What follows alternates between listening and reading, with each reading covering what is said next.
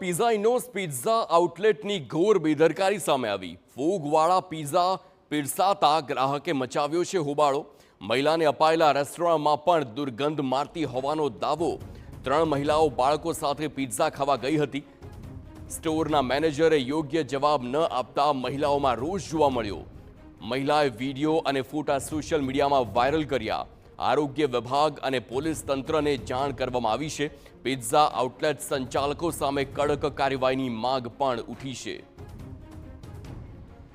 સંવાદદાતા મનીષ સિંહ phone line પર। મનીષ, ફૂગવાળા પિઝાની વાત છે, વધુ શું વિગતો મળી રહી છે?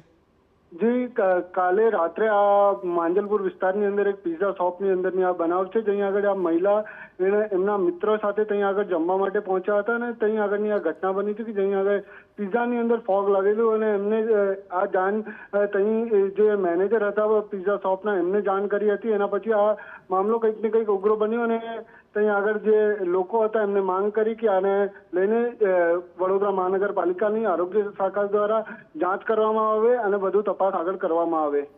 આભાર મનીષ સમગ્ર માહિતી બદલ।